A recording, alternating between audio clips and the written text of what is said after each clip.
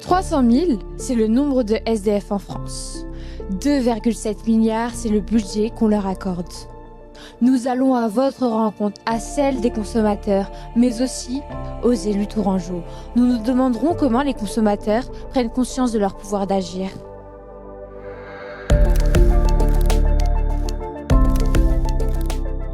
Michael, 42 ans, dans la rue depuis 7 ans, 3 ans dans la rue avec mon ex-femme et ma fille. Quand j'étais plus jeune, j'étais placé à la DAS. À part que papa buvait, était alcoolique moment. N'importe qui peut être à la rue en fait.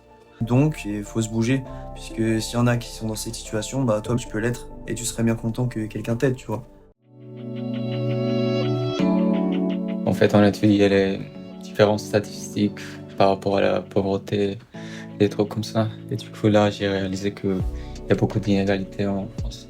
Moi, personnellement, la grosse prise de conscience que j'ai eue, ça a été quand il y a eu l'événement des Ouïghours dans la rue, quand on sort, tout simplement, quand on regarde des gens qui sont assis par terre pour demander quelques euros. Il y a beaucoup de personnes qui, de plus en plus, ne croient plus justement en l'État, en la démocratie. Ils n'ont plus envie d'y participer et c'est pour ça aussi peut-être qu'ils s'excluent de la société. Il y a beaucoup de SDF, c'est dû à leur orientation sexuelle, par exemple, ou leur décision de changer de religion, tout simplement. Donc je pense que tant qu'il y aura des gens qui auront des idées placées, il y aura des SDF, tout simplement. Je pense qu'il y a un problème aussi de communication avec l'État, les associations et les SDF. Est-ce qu'ils communiquent vraiment entre eux ? On est là ce soir dans la rue justement pour essayer de comprendre les difficultés des uns et des autres. L'idée de la nuit de la solidarité, c'est de répertorier finalement les personnes qui n'ont pas de solution pour dormir, comprendre pourquoi le 115 n'a pas pu répondre à leurs demandes. Enfin, en tous les cas, de demander à ces personnes si elles ont essayé le 115. Et puis, si elles n'ont pas essayé ce dispositif, pourquoi ?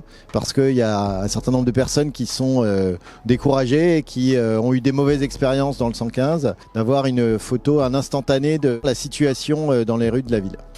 Ça permet d'avoir des réponses de court terme, mais aussi d'adapter nos politiques publiques, d'influer sur le nombre de places d'hébergement d'urgence qui devraient peut-être être plus importantes, etc. Alors l'État mobilise des moyens, ça c'est certain. C'est-à-dire qu'en termes par exemple, de capacité d'hébergement d'urgence, en l'espace de 10 ans, on les a plus que doublés à l'échelle de l'Indre-et-Loire. Donc les moyens, ils augmentent. Malheureusement, ils sont toujours insuffisants. La période de Covid et les confinements successifs ont amené à ce que les personnes à la rue, on les voit. Parce que quand on a été confinés, il ne restait finalement dans la rue que les personnes sans abri. Et ça a été, je pense aussi, une prise de conscience un peu accélérée, de façon générale, des habitants, des citoyens, sur la nécessité aussi de considérer ces gens qui sont d'abord des citoyens et pour lesquels il faut qu'on fasse tous un peu plus pour les amener effectivement à revenir à une vie à laquelle tout le monde aspire. C'est-à-dire trouver un toit, un cadre, avoir accès à ses droits et puis voilà, participer à la société. Bonjour Michael. Comment ça va depuis la dernière fois ? Ça va toujours. Toujours partant ? Pour aller chez le coiffeur ? Oui, on fait ce que tu m'as dit. Bon, allez, on y va ? On va prendre le tram ? Tu m'as invité à aller au coiffeur, je vais au coiffeur. Coiffure et beauté. Alors, depuis combien de temps Ça fait 5 ans que j'ai pas été chez un coiffeur, que je me rase la tête tout seul. Bon, allez, on y va. Allez-y. Je suis né à Château-Renaud, j'ai grandi au Sanitas, donc je suis vraiment d'ici. Et je suis parti il y a 12 ans, et je suis revenu là au mois de mars en fait. Vous êtes parti où il y a 12 ans ? En Bretagne. Et il y a 7 ans, je me suis retrouvé sur un parcours qui m'a fait partir de Bretagne jusqu'à Perpignan dans la rue. Vous êtes hébergé depuis combien de temps chez Émergence ? Chez Émergence, là j'ai été la première fois la semaine dernière de lundi à lundi. J'ai fait rappeler hier par entrée des solidarités le 115, qui est le numéro d'urgence. Et eux en fait, suivant le nombre de places qu'ils ont, le nombre de places qu'ils renouvellent, et donc le nombre de places qu'ils auront vraiment disponibles, vont ensuite faire une sélection des gens qui auront accès ou pas. Et donc un certain nombre de gens, ils vont leur dire quand vous appelez à 10h, qui est l'heure où ça ouvre le 115 pour appeler, ils vont leur dire de rappeler à 18h ou à 19h ou à 20h ou à 21h. Mais bon, en général, quand ils repoussent aussi tard, il y a très peu de chances que vous soyez dans la liste de ceux qui vont mettre et il vaut mieux que vous ayez une autre solution en cours de route. Alors Michael, comment tu te sens? Ben, je me suis jamais aussi bien occupé de moi, donc satisfait. Tu as une copine ou? Je me suis séparé au mois de novembre d'une personne que j'aime beaucoup, mais je l'ai revue dernièrement et peut-être que j'aurai de la chance bientôt. Bon bah je te le souhaite alors. Bon, derrière nous, il y a la mairie, la plus belle de France. Ouais, une belle mairie. Une belle mairie. Bon, on va aller prendre un café avec mes collègues. Bah, je te suis. Il fait froid, buvons un café. Allez, je t'en prie, allez. Une bonne partie des nouveaux SDF, qui sont des gens qui travaillent, qui sont des gens qui avaient des situations. Beaucoup en France, tu vois, se retrouver dans la rue uniquement suite à une séparation. Votre fille d'ailleurs qui a 9 ans, elle est à Perpignan. Depuis combien de temps que vous ne l'avez pas retrouvée? Bah, depuis 4 ans. Moi, ils m'ont dit clairement que je reparlerai jamais à ma fille tant que je serai dans cet état d'esprit. Du boulot, on m'en propose, des possibilités de travailler, j'en ai.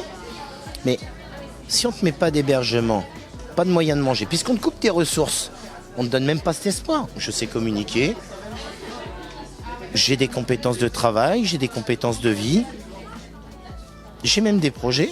Bah, le problème, c'est que tout ce que j'ai vécu dans ma vie fait que j'en ai rien à foutre de moi, je m'aime pas, j'en ai rien à battre. Quand on est à la rue,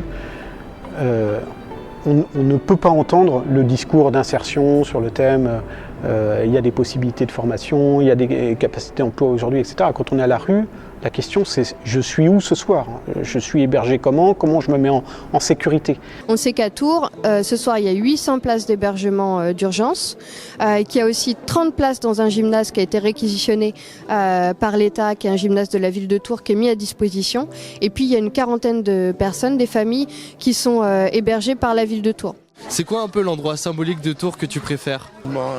J'aime bien les petites îles du bord de Loire. Une fois que tu as réussi à passer la Loire, c'est cool.